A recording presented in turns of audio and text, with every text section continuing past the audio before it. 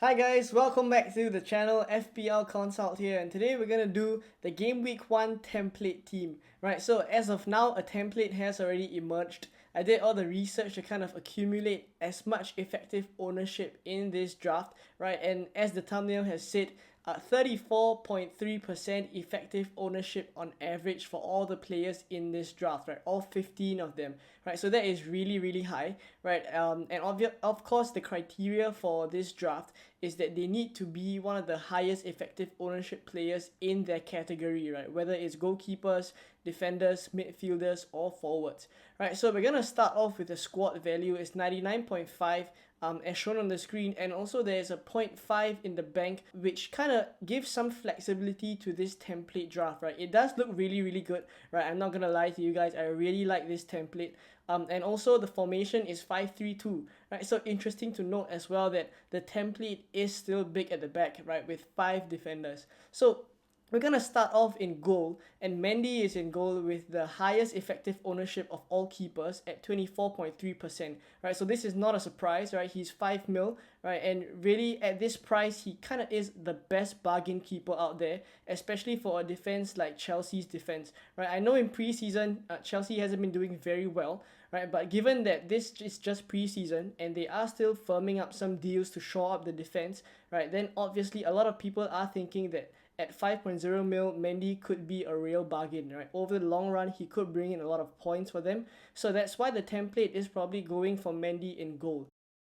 So in defense, we can see this is a really stacked defense, right? We have Trent, Cash, Cancelo, James, and Perisic, all of them above 20% effective ownership, right? Trent, obviously, a lot of people are going for him. More than 50% of the game has already selected him in their teams, right? Same for Cancelo and James as well, right? So all of them, their effective ownerships are really high, right? I'll talk about Cash and Perisic later on, right? But if you take a look at the effective ownerships of Trent, Cancelo, and James, I do feel like if we don't go for either one of them and either one of them hauls, right, it could really be a case where our rank could really drop, right? So we do have to kind of find the balance between having some of these players to kind of protect our rank, right? Because on top of being good value assets, having them kind of gives us some safety as to whenever they haul, we do have them as well, so that we don't kind of lose out to other managers who do have these players, right? And a lot of other managers have these players, right? Trent, Cancelo, and James,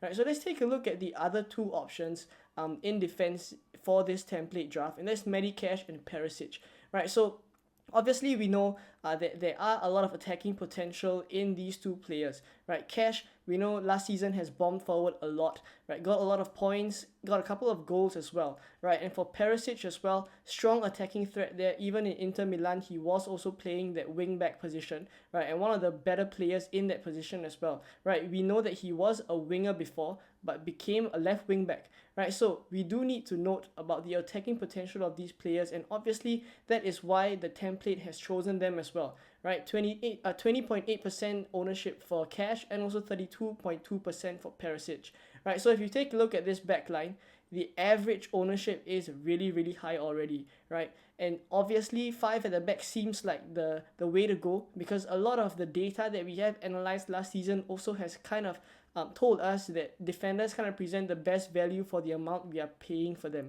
right? So this is the defense, and now let's take a look at the midfield. Salah, Diaz, and Neto make up our midfield, and this midfield is really not a surprise at all, right? Salah, Diaz, and Neto, a lot of hype has been generated around Diaz and Neto in particular, right? Salah, of course, to a lot of us, he is an essential, right? But Diaz is the highest owned £8 million midfielder in the game at 28.1%, right? And on top of that, Neto is one of the highest effective ownership players in the price range of 5.5 million, right? He is 19.7% owned, which is really high for that price bracket, right? So no surprise at all, because a lot of us have been talking about Diaz as a good £8 million asset and Neto as a value budget enabler, right? So Salah, nothing much to say there, because everyone almost wants to get him and captain him, right? And for those of us who intend to go without him, we are going to take a massive risk, right? But if you take a look at the midfield as well, very high effective ownership there, and obviously this is the template draft that we're looking at, right? So obviously this midfield will have a lot of managers who have selected these players. Next up front is Jesus and Haaland to complete our starting 11, right? And if you take a look at their effective ownership, it is insane. Jesus at 63.7% is the highest owned player in the game right now, right? Out of everyone on this draft in the starting 11, he is the highest effective ownership player, right? And note as well that everyone on this team here are one of the highest owned assets in each of their departments, right? Whether it's the keeper, the defense, or the midfield. And at 63.7%, Jesus is the highest owned, right? So obviously, a lot of managers think that at 8 million pounds, he is one of the best options to have up front, right? And no surprise at all, because of his preseason performance, it has been really good. He has started off his Arsenal career really firing on all cylinders. So Jesus is not a surprise, right? And Haaland as well, right? At 11.5 million, a lot of us are actually choosing to go for Haaland instead of Kane, right? Haaland's effective ownership is 58.4%. Kane is only at about 20+%, right? So if we're talking about whether to go for Kane or Haaland, some of the benefits about going for Haaland is that when we have him, we are not affected by his hauls, right? Because we will have him in our team, right? As opposed to if we have Kane and Haaland hauls, our rank could really drop a lot, right? But in this situation, having Haaland, Kane at effective ownership of 20+%, even if he hauls, right, we still have that protection because he only is 20% plus owned, right? So on the whole, Jesus and Haaland is no surprise at all that they are the front two that will complete this starting 11, right? So let's take a look now at the bench. So Gazzaniga, Andreas Pereira, Murphy, and Greenwood complete our bench, right? And it wasn't difficult at all to fill this bench because I just went for the highest effective ownership players in all these price brackets, right? For the 4.0 million keeper, Gazzaniga is the highest owned.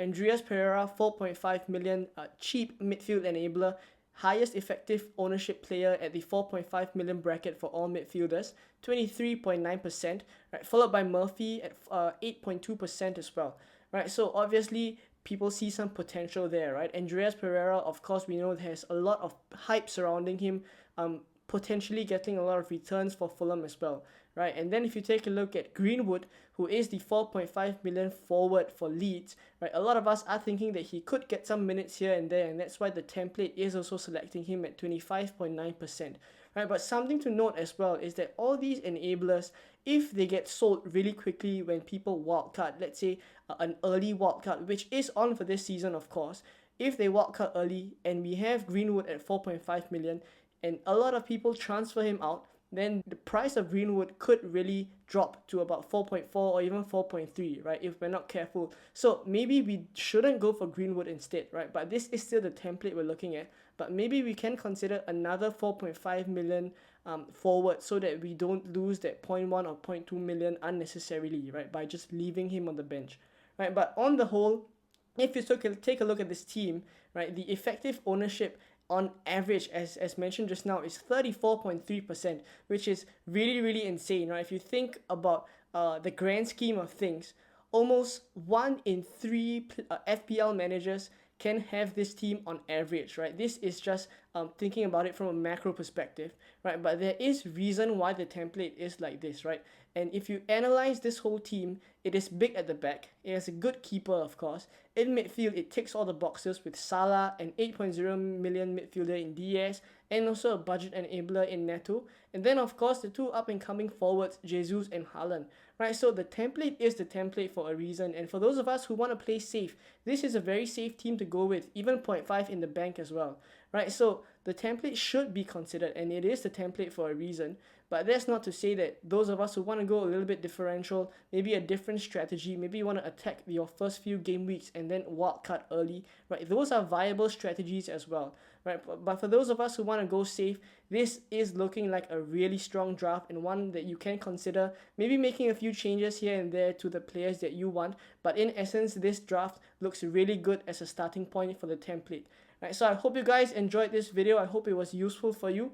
Right, and if you did enjoy it, please help me out and give it a like. Subscribe if you are new around here, and I'll catch you guys in more preseason content very soon. Bye bye.